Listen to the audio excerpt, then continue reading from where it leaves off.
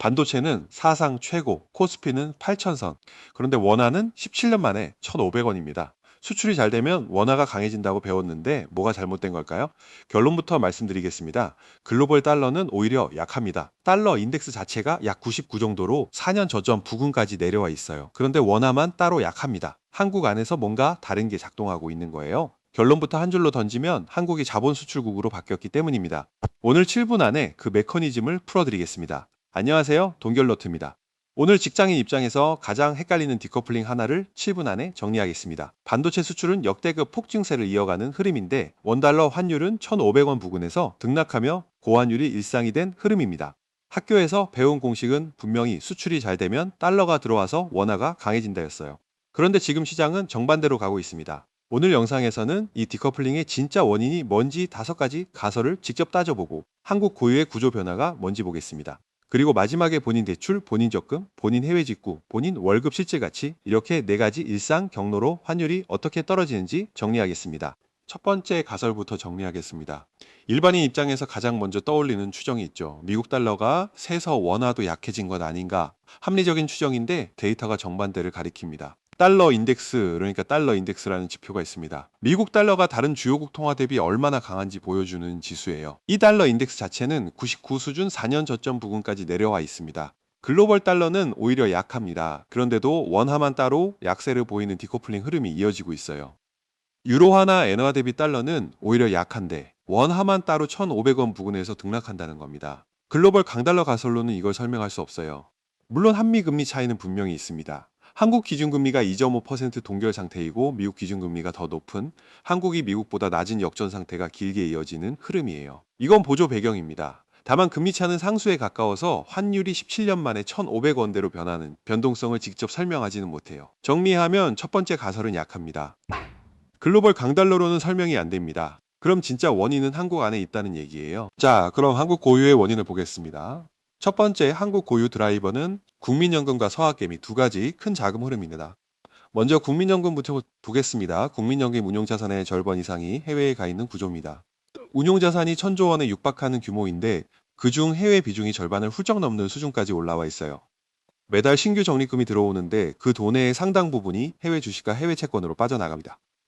한국 외환시장 입장에서는 매달 원화를 팔아서 달러를 사는 기관 매수자가 한 명 더 있는 셈이에요. 여기에 서학개미가 더해집니다. 개인 투자자들이 해외 주식으로 빠져나간 누적 규모가 수백조 원대까지 올라와 있어요. 직장인분들이 본인 계좌로 해외 주식을 사는 그 행동이 외환시장에서는 원화를 팔고 달러를 사는 흐름으로 잡힙니다. 본인 월급에서 매달 일정액 떼서 미국 주식 적립하시는 분 계시면 그 행동 자체가 외환 통계의 한 표라는 거예요. 여기서 정책 변수도 하나 짚어보겠습니다. 외환당국이 국민연금 환해지 비율을 끌어올려 원화를 방어하는 흐름이 이어지고 있어요. 한은과 국민연금이 외환 스왑을 연장하고 해지 비율을 0에서 15%로 상회한 것이 그것입니다. 이게 어떤 정책이라는 평가는 오늘 하지 않겠습니다. 정책 현상으로만 짚는 거예요. 원화 방어 쪽으로 작동한다는 정도까지만 봐주시면 됩니다. 그럼 한국 고유 드라이버는 국민연금과 서학개미가 전부일까요? 아닙니다.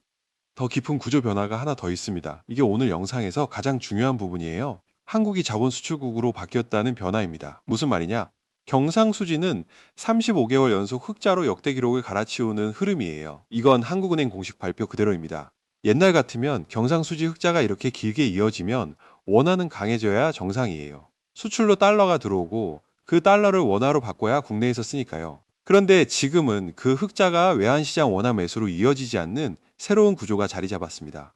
핵심은 본원소득 수지입니다. 본원소득 수지는 한국이 해외에 투자해서 받는 배당과 이자의 흑자예요. 이게 흑자 확대 흐름으로 본격 잡히고 있습니다. 한국이 해외에 투자해서 받는 배당과 이자 흑자가 본격 잡히는 자본 수출국형 구조라는 얘기예요. 쉽게 풀면 이렇습니다. 한국 기업과 기관이 해외에 투자해둔 자산에서 배당과 이자가 매년 들어오는데 그 돈을 원화로 바꿔서 한국에 안 가져옵니다. 다시 해외에 재투자해요. 즉 무역으로 벌어들인 달러를 다시 해외 투자로 돌려보내는 구조로 한국이 전환된 겁니다. 수출로 벌어들인 달러가 해외 투자로 다시 빠져나가는 새로운 자금 흐름이에요. 한 가지 짚고 가겠습니다. 이건 5월 환율 1,500원의 단기 트리거가 아닙니다. 장기 추세의 구조적 배경이에요. 단기 트리거와 구조적 배경이 겹친 상태로 봐 두시는 게 정확합니다. 그럼 다른 원인은 다 없는 걸까요? 사실 직장인분들이 가장 자주 놓치는 한 가지가 여기에 있습니다. 보조 드라이버 세 가지를 빠르게 묶어보겠습니다. 첫째, 반도체 편중 K자 양극화입니다. 반도체는 역대급 폭증세로 사상 최고권 호황을 이어가는 흐름이에요. 그런데 이 호황이 장비 부품, 소재 산업으로 확산되지 않는 편중형 호황 흐름이라는 점이 문제입니다. 반도체 장비 대부분이 미국, 네덜란드, 일본 수입이에요. 즉 반도체 한 품목이 무역 수지 전체를 지탱하는 쏠림 구조라서 외환 시장으로 들어오는 달러의 기반이 좁아진 거예요. 반도체만 잘 나간다는 말이 아니라 K자 양극화라는 학술 용어로 정리합니다. 둘째, 서비스 수지 만성 적자입니다. 직장인분들이 매일 쓰는 항목들이에요. 해외 여행, OTT 구독료, 해외 소프트웨어 로열티 같은 항목이 늘면서 서비스 수지 적자가 확대되는 흐름이에요. 본인이 매달 결제하는 넷플릭스 프리미엄, 유튜브 프리미엄, 챗GPT 구독료, 아마존 직구 자체가 통계상으로는 다 서비스 수지 적자 항목이에요. 직장인 한 명 한 명의 일상 결제가 모여 만성 적자를 만드는 구조입니다. 셋째, 지역 공통 티더 분류디 동조입니다. 비슷한 반도체, 강국 대만의 통화도 약세를 보이는 지역적 흐름이에요. 대만 달러, 그러니까 TWD도 약세입니다. 한국 원화만 외톨이로 약한 게 아니라 지역 공통 요인이 같이 작동하는 거예요. 다만 원화가 대만 달러보다 더 약하게 움직이는 부분이 한국 고유 요인의 크기를 보여줍니다. 여기까지 정리하면 한국 고유 도미넌트 드라이버 2개와 보조 드라이버 3개. 전체 그림이 그려집니다. 자, 그럼 이게 직장인 일상에 어떻게 떨어지는지 네 가지 경로로 보겠습니다. 첫째, 대출입니다. 한미 금리 역전이 길게 이어지면 하느니 금리를 함부로 내리기 어려운 흐름이에요. 미국이 먼저 내리지 않는 한 한국이 먼저 크게 내리면 환율 압력이 더 커지니까요. 즉 본인 대출이 변동금리면 하느니 빠르게 내려줄 거라는 기대를 너무 강하게 잡지 않는 게 좋습니다. 본인 대출의 갱신 시점, 본인 금리 구조를 한번 점검할 수 있는 흐름이에요. 둘째, 적금입니다. 원화가 약하다는 건 본인 원화 자산의 실질 가치가 깎인다는 뜻이에요. 적금을 100% 원화로만 들고 있는 분이라면 외화 자산 비중을 어떻게 잘지 한번 고민해 볼 수 있는 구간입니다. 특정 상품, 특정 종목을 권유하는 게 아니라 본인 자산 구성을 점검해 보시라는 얘기예요. 셋째, 해외 직구와 OTT입니다. 환율이 올라가면 본인이 매달 결제하는 항목의 가격이 직접 오릅니다. 넷플릭스, 유튜브, 아마존, 해외 쇼핑 사이트의 결제 금액이 환율에 그대로 묶여 있어요. 본인 매달 결제 항목을 한번 정리해 보시는 게 좋습니다. 넷째, 월급 실질 가치입니다. 환율 상승은 수입 물가를 끌어올려요. 그러면 물가가 다시 올라오면서 하느니 금리를 함부로 내리기 어려운 흐름으로 다시 돌아옵니다. 즉 본인 월급의 구매력이 천천히 깎이는 경로가 같이 작동하는 거예요. 돈결노트 오늘의 결론 갑니다. 오늘 영상의 핵심은 두 가지예요. 첫째, 1,500원 환율은 글로벌 달러가 새서 나온 결과가 아닙니다. 한국 고유의 구조 변화, 그러니까 국민연금과 서학개미의 해외 투자 흐름, 그리고 자본 수출국으로의 전환이 가장 큰 드라이버예요. 둘째, 환율은 거시 뉴스가 아니라 본인의 대출, 본인의 적금, 본인의 해외 직구, 본인의 월급, 이 네 가지 경로로 직접 떨어집니다. 직장인 4단계 점검 행동 가이드 정리하겠습니다.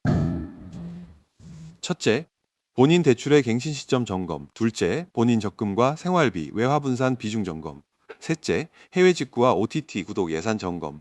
넷째, 지옥문, 사형 선고, 1600 임박 같은 자극형 표현이 본인 피드에 떠다닐 때 일단 멈추고 출처부터 확인하시는 습관. 이런 단어들은 분별 대상이지 정보가 아닙니다.